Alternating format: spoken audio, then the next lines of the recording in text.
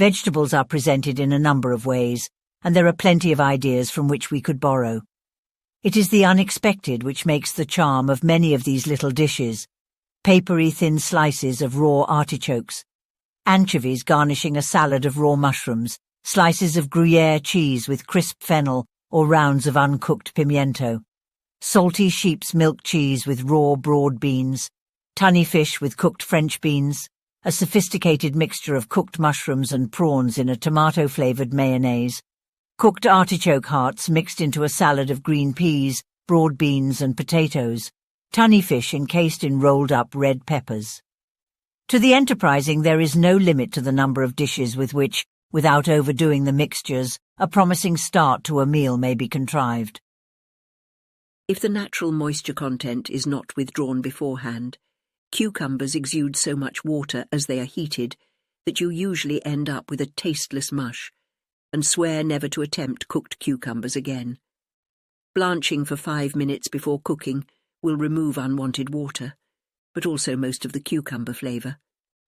A preliminary stand in salt draws out the water and also the bitterness, if they are of the bitter type, yet leaves the flavour, which a little vinegar and a pinch of sugar accentuates.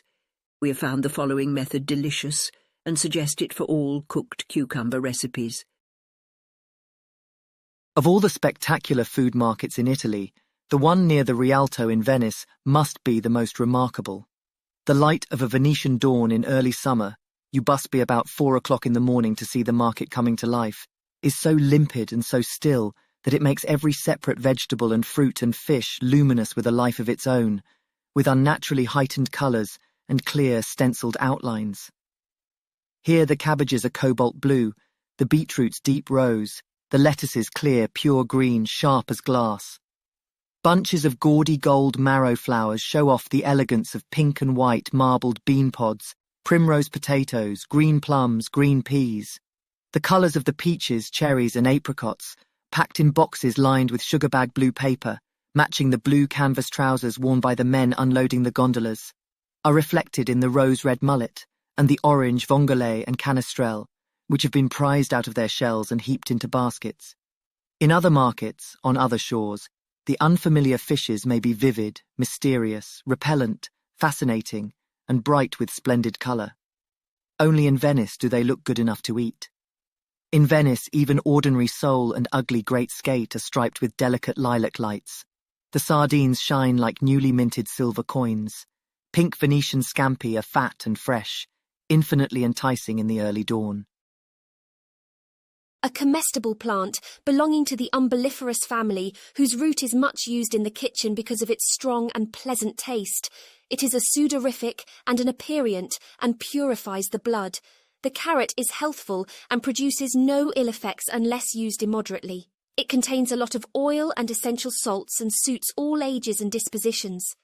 The carrot is ordinarily used in all sorts of soups, in braised dishes and coulis, also in meat dishes which are served in terrines and are called hotchpotch.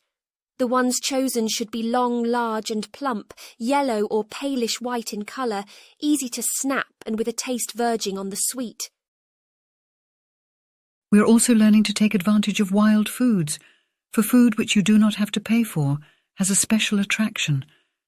And when it comes as nature's bounty, as those who know the pleasures of fresh berries, wild fruits, good game, and the delicacy of fish caught in a cold mountain stream will tell you, it is even more attractive. There is the fun of the hunt, the pleasure in foraging, the promise of unexpected flavours, which are no less engaging for being hazardous, all of which bring an intimacy with nature.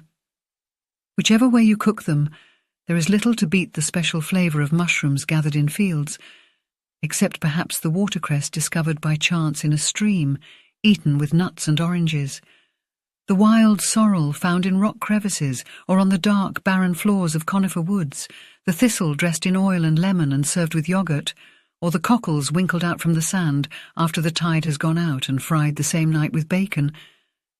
Who has had elderflower, stirred into beaten egg, fried by the tablespoon and eaten with plenty of sugar? I've heard ecstatic accounts of mussels cooked in a pail on the beach, of game birds encased in clay, gypsy fashion, and baked in the open fire. Few things have been as tasty or as much fun.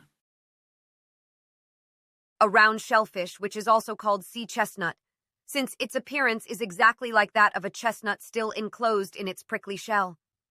Its prickles serve it as feet, and when they become worn down, the animal rolls along like a billiard ball. When you open this crustacean, you find a little red animal of a salty flavor who is the owner of the house. Its eggs, which are dark yellow, are attached to the interior walls of the shell. Those who are not disgusted by this sort of living puree eat them as they would an egg with sippets. Having virtually nothing to do, I spent a great deal of time observing the numerous food processing and culinary activities involved in the preparation of the meals I ate every day. The primary staple in the village was, of course, rice, coarse white rice and red rice. For breakfast, rice was boiled gently in plenty of water and allowed to simmer into a congee in one of the 2 large woks that sat on the stove in the kitchen. For lunch and dinner, rice was boiled and the semi-cooked grains steamed in a bamboo steamer. The wash water was usually fed to the pigs. To go with the congee, we had roasted peanuts, pickled vegetables, salted duck eggs, fermented soybeans, fermented bean curd, and as a special treat, deep-fried crullers when they were available from the market.